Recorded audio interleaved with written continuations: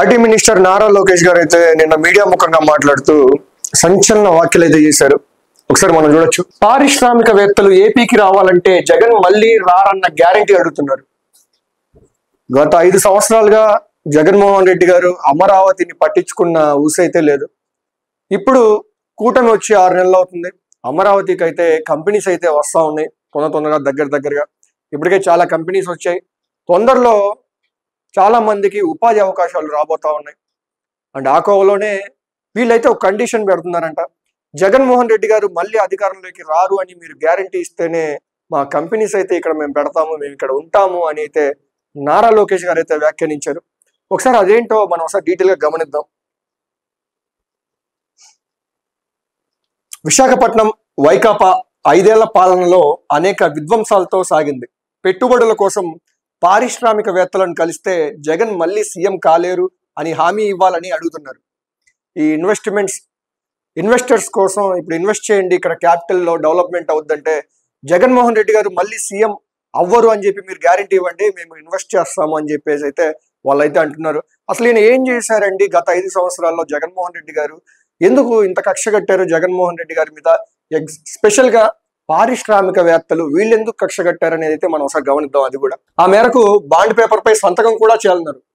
ఒక మాట సహాయమే కాదు అడిగింది, ఒక బాండ్ అగ్రిమెంట్ రాసి ఇవ్వాలి. జగన్మోహన్ రెడ్డి గారు మళ్ళీ సీఎం అవ్వలేరు అని చెప్పి ఇండస్ట్రియలిస్ట్స్, ఈ పారిశ్రామికవేత్తలకి ఒక బాండ్ పేపర్ మీద రాసి సైన్ పెట్టి మరి ఇస్తేనే వాళ్ళైతే ఇన్వెస్టర్స్ వస్తారు, ముందుకైతే వస్తారని చెప్పేసి అయితే ఇక్కడైతే చెప్పారు.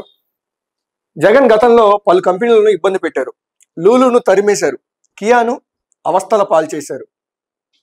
వైకాపా మళ్ళీ అధికారంలోకి రాదని చెబితేనే పెట్టుబడులకు ముందుకొస్తామని పారిశ్రామికవేత్తలు అంటున్నారని, దీన్ని బట్టి నాటి పాలకులు వారిని ఎంత భయాందోళనకు గురి చేశారో అర్థమవుతుందని పేర్కొన్నారు. ఈ నెల 8న ప్రధాని నరేంద్ర మోదీ విశాఖపట్నంలో పర్యటించబోతున్నారు.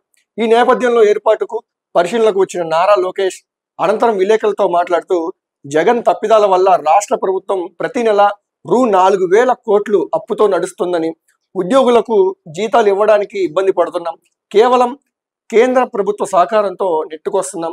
గత 5 ఏళ్లలో ఉత్తరాంధ్రకు వైకాపా చేసిందేమీ లేదు. మేము ఎంతో ఒప్పించి రాష్ట్రాన్ని టీసీఎస్ వచ్చేలా చేశాం. దీంతో 2 నెలల్లో 2,000 మందికి ఉపాధి లభిస్తుంది. త్వరలోనే NTPC green hydrogen project and railway zone కు శంకుస్థాపన చేస్తున్నామని గుర్తు చేశారు. అండ్ వచ్చిన ఇన్వెస్టర్స్ ఓన్లీ జగన్మోహన్ రెడ్డి గారు సీఎం కారు అని మీరు చెప్తే సరిపోదు, ఒక బాండ్ పేపర్ మీద రాసి ఇవ్వాలి. అండ్ గతంలో మనం చూసుకోవచ్చు, వైజాగ్ లో లూలు మాల్ అయితే శాంక్షన్ చేశారు. బట్ దాన్ని కూడా ఈ లూలు మాల్ మనకు అవసరం లేదని తరిమేశారు జగన్మోహన్ రెడ్డి గారు. అండ్ అదేవిధంగా కియాన్ అయితే దానైతే కియా మోటార్స్ గతంలో చంద్రబాబు నాయుడు గారు అధికారంలో ఉన్నప్పుడు ఈ కియాన్ అయితే అక్కడ డెవలప్ చేశారు. అనంతపురం హిందూపురం దగ్గరలో ఉన్నటువంటి ఈ కియా మ్యానుఫ్యాక్చరింగ్ కంపెనీని, కార్ కంపెనీ అయితే డెవలప్ చేశారు. దాన్ని అయితే ఈయనైతే పట్టించుకోలేదు. వాళ్ళకైతే చాలా వరకు అయితే ఈయన ఇంకా కియా వాళ్ళని అయితే చాలా వరకు ఆయన అయితే ఇబ్బంది పెట్టారని చెప్పేసి అయితే మనకైతే తెలుస్తూ ఉంది. అండ్ అదేవిధంగా అమరావతిని అయితే ఒక అడవిలాగా వదిలేశారు. క్లీన్ గా ఉండాలి, రోడ్లన్నీ చాలా నీట్ గా ఉండే రోడ్లను అయితే ఎక్కడ చూసినా తుమ్మ చెట్లు, ముళ్ళ చెట్లు, ఇలాంటి చెత్తా చెదారం ఇటువంటివన్నీ అమరావతి క్యాపిటల్ సిటీలో గత 5 ఏళ్లలో అయితే మనకు కనబడ్డాయి. అండ్ అదేవిధంగా అలాగే వైజాగ్ లో కూడా రుషికొండను మొత్తం గుండు కొట్టేసి అక్కడైతే 3 బిల్డింగ్లు అయితే కట్టారు. అండ్ ఆయన మళ్ళీ అధికారంలోకి వచ్చాక ఈసారి నేను పరిపాలించేది వైజాగ్ లోంచి అని చెప్పారు. బట్ అధికారంలోకి రాలేదు కదా. అధికారం పోయాక అది టూరిజం డెవలప్మెంట్ కు కట్టినటువంటి బిల్డింగ్స్ అని అయితే చెప్తా ఉన్నారు. అండ్ అక్కడ మసాజ్ టేబుల్ కానివ్వండి, ఆ బాతింగ్ టబ్ కానివ్వండి, ఇవన్నీ కోట్లలో ప్రజాధనంతోనే లూటీ చేశారు, అక్కడైతే యూజ్ చేశారు. ఇప్పుడు అవన్నీ ఆ బిల్డింగ్లని ఏం చేయాలో అర్థం కావట్లేదని చెప్పేసి నారా లోకేష్ గారు అంటున్నారు. జగన్మోహన్ రెడ్డి గారు చేసినటువంటి భారం వల్ల ఆంధ్రప్రదేశ్ ప్రతి సంవత్సరం 4,000 కోట్లు అప్పు అయితే ఆంధ్రప్రదేశ్ మీద ఉంది అని చెప్పేసి అయితే నారా లోకేష్ గారు అంటున్నారు. కేవలం కేంద్ర సహకారంతో మాత్రమే మేము ముందుకు పోతా ఉన్నాము.